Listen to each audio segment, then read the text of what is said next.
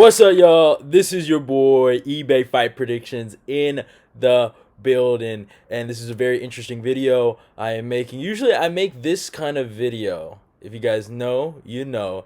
I usually make it either the beginning of the new year or before the end of the year. So that's when I kind of do these kind of videos, but I did hold up on this and I waited for there to be a light heavyweight champion to be crowned, and I'm actually happy I did that because now I got some content to release for a week where we have no fights. You know, these are weeks I feel like are hard to make content for because there's nothing to talk about. You know what I'm saying, when it comes to MMA. But now I got something to release, and I got some stuff to release.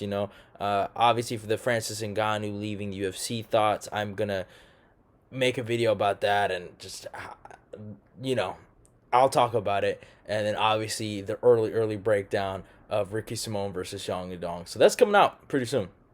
All those videos will be coming out this week, and I can't wait to release it. And then obviously, hopefully Thursday, I keep my word and I do a live stream that day, and we'll watch the street fights. We'll do whatever you guys want. We'll chill. But hey, it is what it is.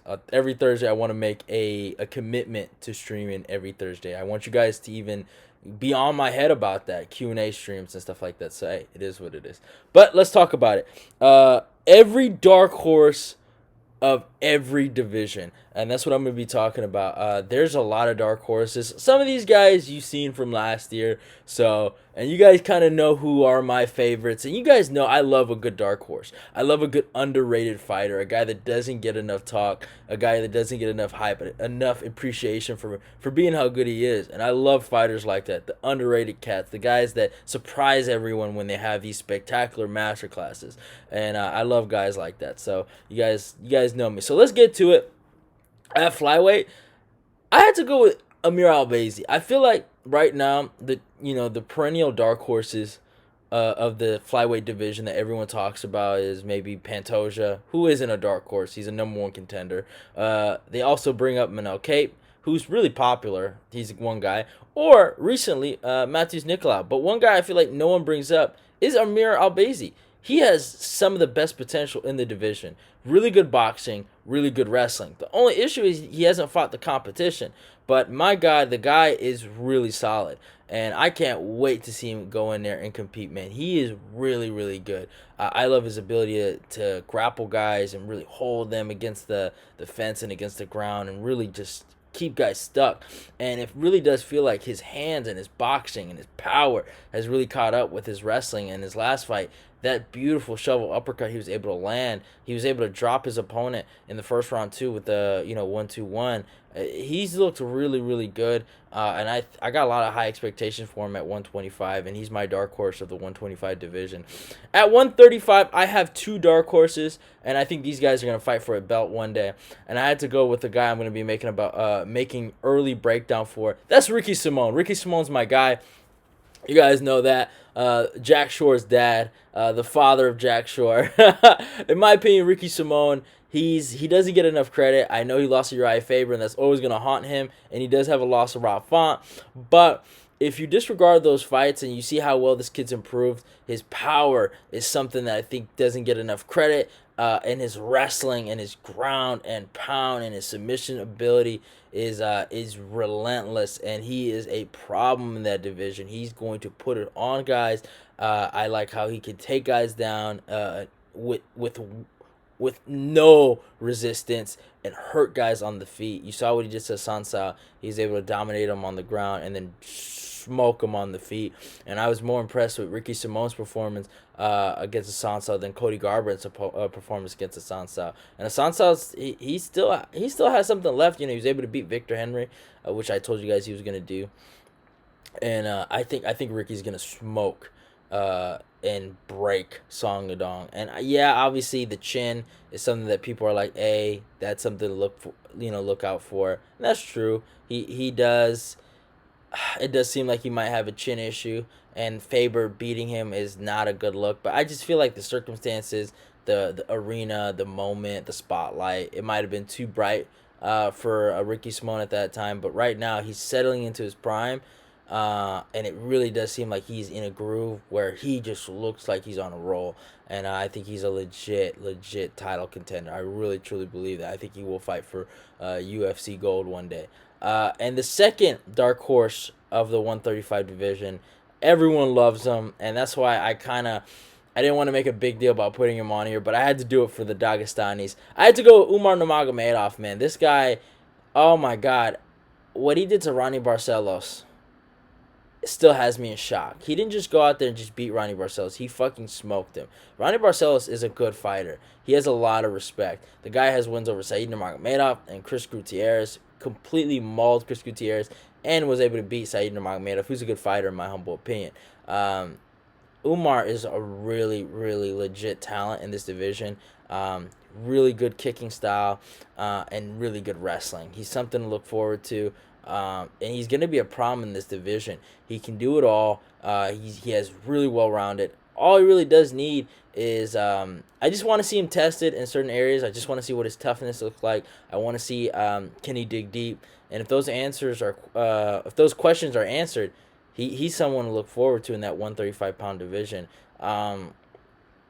I like the dynamic of how I like both Ricky Simon and Umar, and they're kind of beefing on the internet a little bit about who's ducking who, or you don't have a name and who are you, this and that. So I like that dynamic. I can see these guys fighting for a belt one day. It's gonna be a phenomenal fight. I can't wait for it.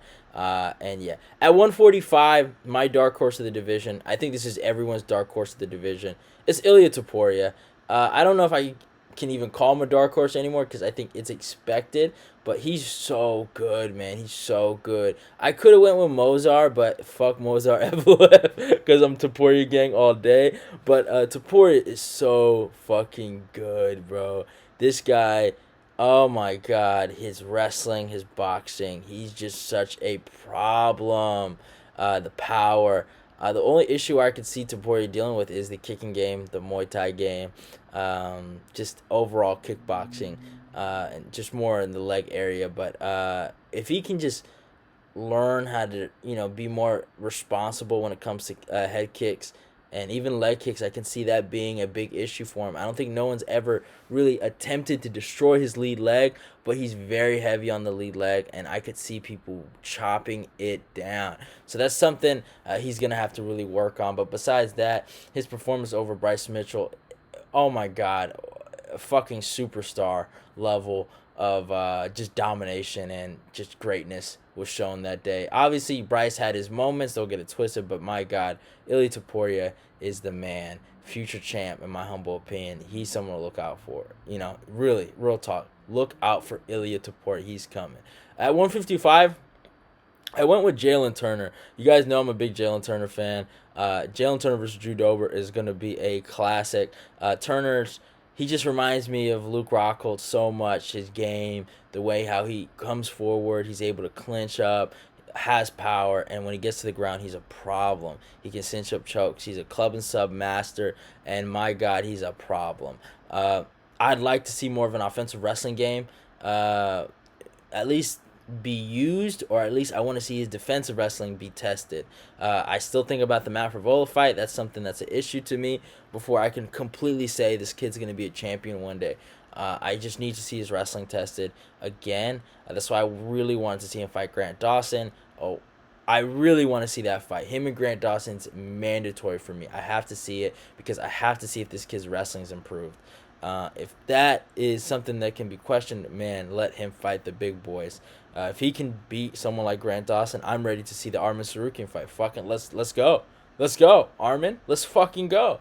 Let's see if you can do that bullshit you did with Demir with Jalen Turner. If Jalen Turner's wrestling is improved.